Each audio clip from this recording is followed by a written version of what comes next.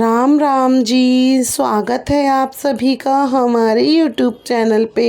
आशा करती हूँ आप सभी कुशलमय व मंगलमय होंगे। भक्तजनों, सनातन धर्म में नागपंचमी का बहुत ही बड़ा महत्व है और इस दिन नाग देवता की पूजा करने से व्यक्ति की कुंडली में मौजूद काल सर्प दोष का प्रभाव कम होता है।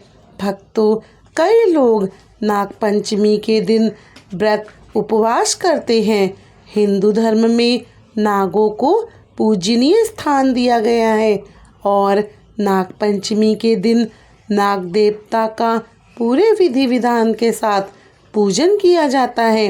कहते हैं जो भी जातक नागपंचमी के दिन नाग देवता का पूजन करता है उसके जीवन में सांपों से जुड़ा कोई डर या भय कभी नहीं सताता। खास तौर पर जिन लोगों की कुंडली में काल सर्प दोष होता है उन्हें नाग पंचमी के दिन पूजा जरूर करनी चाहिए।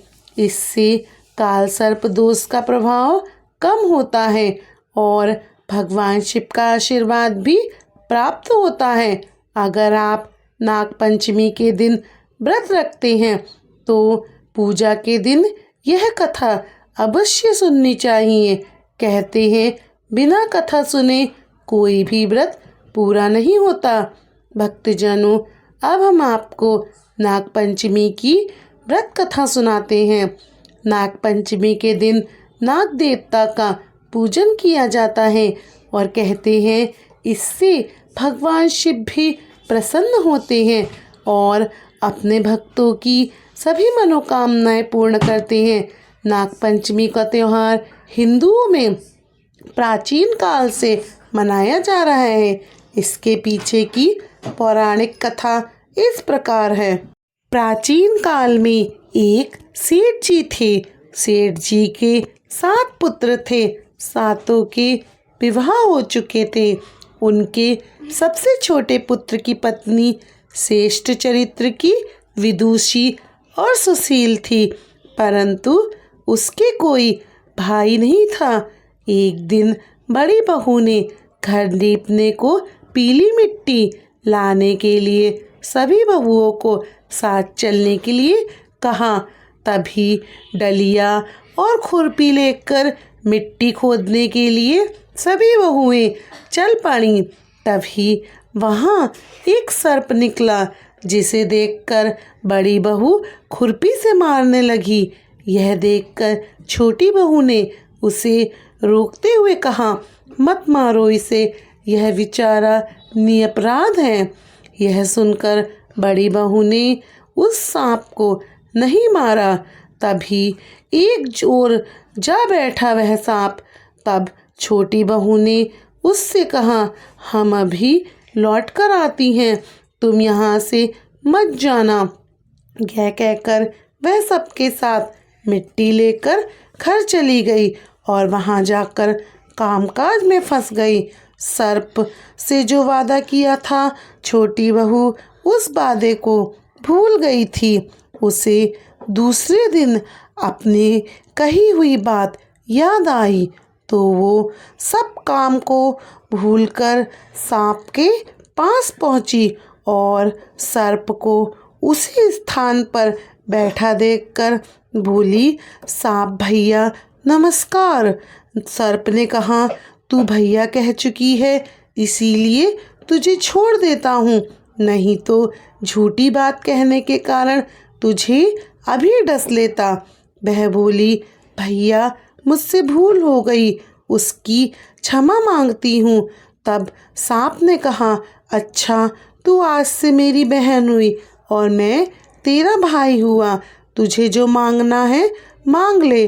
वह बोली, भैया मेरा कोई नहीं है, अच्छा हुआ जो तू मेरा भाई बन गया। कुछ दिन व्यतीत होने पर वह सर्प मनुष्य का रूप रखकर उसके घर आया और उससे बोला, मेरी बहन को भेज दो। सबने कहा, इसके तो कोई भाई ही नहीं है। तभी सांप बोला, मैं इसका दूर के रिश्ते का भाई हूँ, बचपन में ही बाहर चला गया था।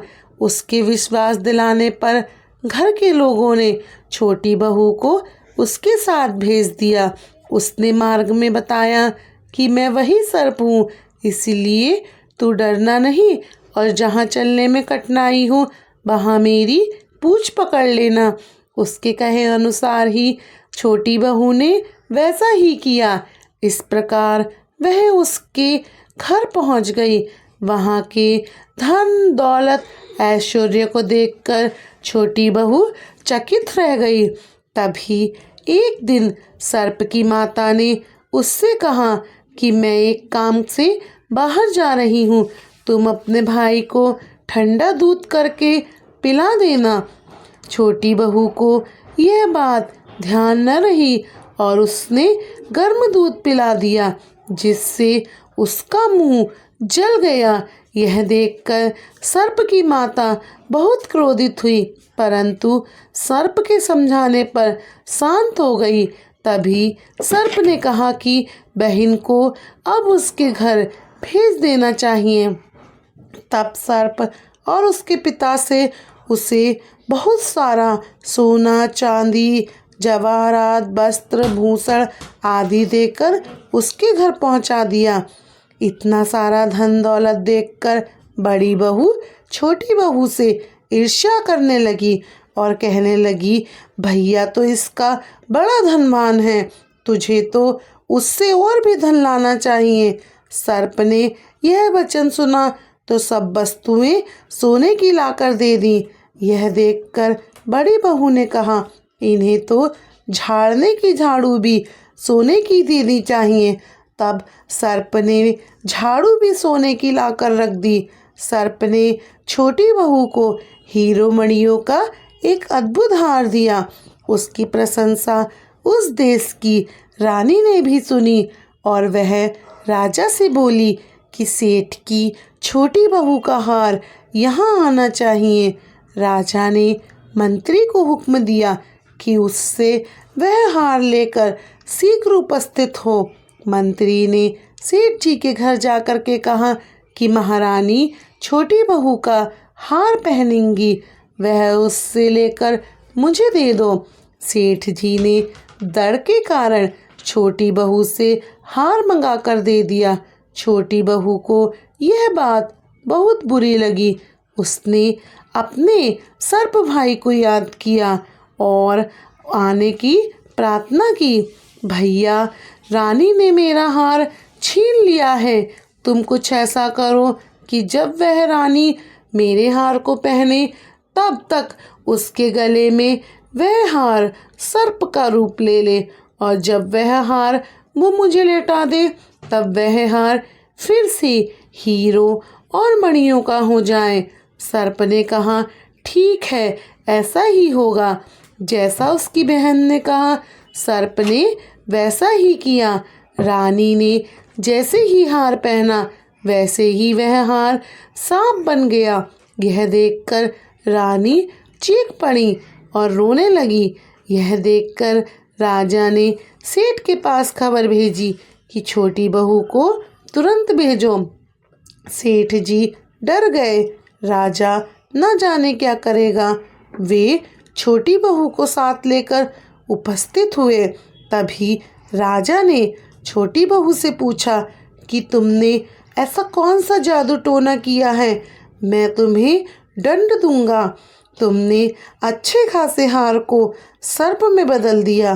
तभी राजा की बात सुनकर छोटी बहू ने कहा, हे राजन, मेरी धृष्टता को क्षमा कीजिए। यह हार ऐसा ही है, मेरे गले में हीरो और मणियों का रहता है और दूसरे के गले में सर्प बन जाता है।